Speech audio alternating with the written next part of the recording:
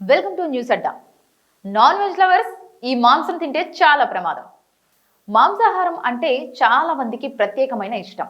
Chicken, mutton, చేపలు, రొయ్యలు లాంటి వంటకాలు లేకపోతే భోజనం పూర్తి కాలేదు అనిపించేవారు కూడా ఉన్నారు. అయితే అన్ని మాంసాహారాలు ఒకేలా ఉండవు.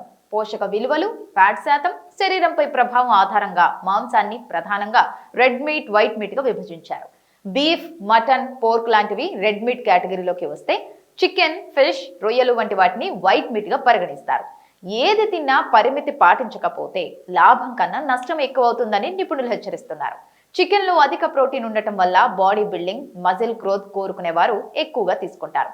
కానీ మటన్ విషయానికి వస్తే ప్రోటీన్ తో పాటు ఫ్యాట్స్ కూడా అధికంగా ఉంటాయి.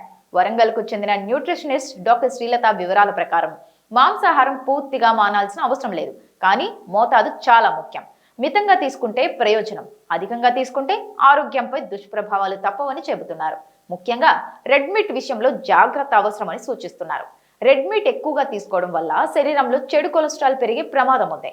కొలెస్ట్రాల్లో మంచి, చెడు అని రెండు రకాలు ఉన్నాయి. మటన్లో సాచురేటెడ్ ఫ్యాట్స్, చెడు కొలెస్ట్రాల్ ఎక్కువగా ఉండటం వల్ల రక్తనాళాల్లో కొవ్వు పేరుకుపోయే అవకాశం ఉంటుంది. దీనివల్ల రక్త ప్రసరణ మందగిస్తుంది. కాలక్రమంలో గుండెకు రక్తం సరఫరా చేసే నాళాల్లో బ్లాకులు ఏర్పడి గుండె సంబంధిత వ్యాధులకు దారితీసే ప్రమాదం పెరుగుతుంది.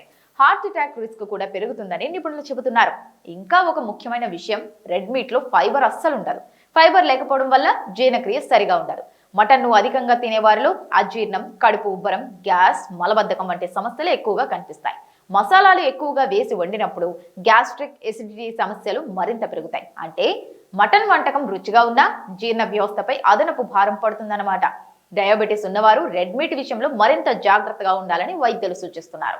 అధిక ఫ్యాట్, మెటబాలిక్ లోడ్ కారణంగా డయాబెటీస్ పేషెంట్స్ కు ఇది అనుకూలం కాదని చెబుతున్నారు.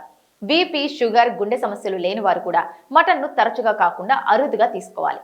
సాధారణంగా 15 రోజులకు ఒకసారి 50 నుంచి 75 గ్రాముల వరకు మాత్రమే తీసుకోవడం సేఫ్ లిమిట్ గా భావిస్తున్నారు.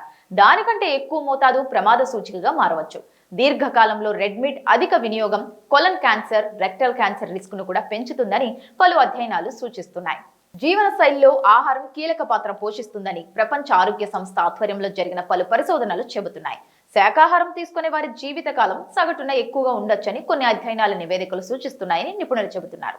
అందుకే మాంసాహారం పూర్తిగా మానకపోయినా మోతాదు, మధ్య విరామం, వంట విధానం, ఈ 3 విషయాలు తప్పనిసరిగా పాటించాలి. రుచి కోసం ఆరోగ్యాన్ని పణంగా పెట్టొద్దన్నదే వైద్యుల తుది సందేశం.